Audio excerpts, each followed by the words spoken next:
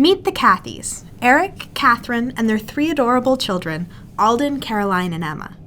Eric is a nurse at UNC Hospital, and Catherine works for Orange County. You wouldn't be able to tell by looking at them, but the Cathys are a house divided. Catherine supports a darker, more regal shade of blue than Eric does. But Eric already has an ally in 3-year-old Alden. Alden is sure that Duke will make him sick, because Eric managed to convince him that the salmon Alden's allergic to comes from Duke. So when Alden grows up, he's going to play baseball for UNC. Caroline, though, isn't allergic to salmon, so Catherine maintains there's still hope for her. Jo Barber may be all grown up, but she still loves her toy elephants. They are gifts from her daughter who lives in Cambodia. Jo remembers when her life was as chaotic as the Cathys, having raised 4 kids of her own, but now enjoys relaxing in her spot, telling visitors stories about her service as a Navy chief yeoman in World War II and her late husband Stuart's imprisonment by the Japanese.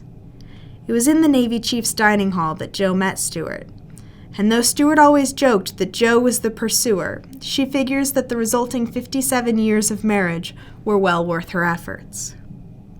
May Lee and Bob Brizendine may not have 57 years yet, but they've just hit 20 years married and are still going strong.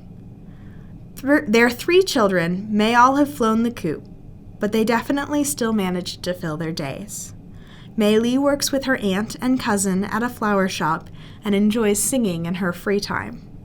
Bob is a pastor who still maintains his allegiance to Duke basketball, with the team's poster proudly hung in his office. Eric, Catherine, Jo, May Lee, and Bob all live in different lives here in Hillsboro, but every Sunday they come together as part of a devoted community. They come to Hillsboro Presbyterian Church, where Bob is the pastor, May Lee sings in the choir, Jo runs the women's circle, Catherine teaches Sunday school, and Eric's an alderman.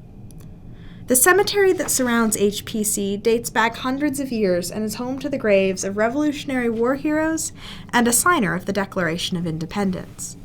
In the grand scheme of things, even Jo, in her over 30 years attending the church, is a relatively new member. HPC members may not be buried in the cemetery anymore, but it does serve as a great location for Easter egg hunts and even family portraits.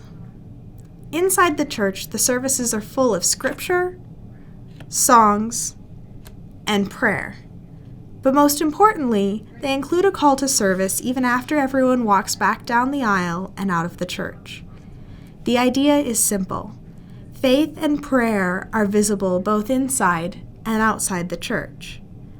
HPC is a community of volunteers, people working to make their community and the larger Hillsboro community stronger. That strength may come through Tai Chi at a women's retreat, or in the sturdy walls that the house HPC members are building for Habitat for Humanity.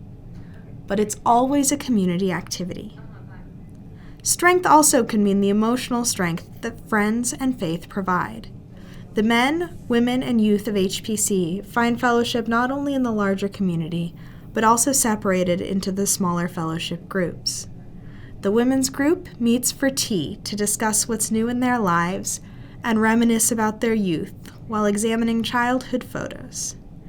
They may laugh that the men often meet at the Wooden Nickel, but appreciate the men's work at the Habitat site and of course the breakfast they make for the whole congregation every Easter morning. The youth too come together for their own prayer and reflection, and each year share that knowledge with the greater church community with a youth service. A service that gives Bob and May Lee a break and a chance to sit in the pews among the other congregants. The community, though, never forgets to come back together, whether for communion at sunrise, intergenerational Sunday school, or Easter egg hunts. Because as Bob explains in countless stories during his sermons, life's not about you and me, but us, God's love, and what we choose to do for others.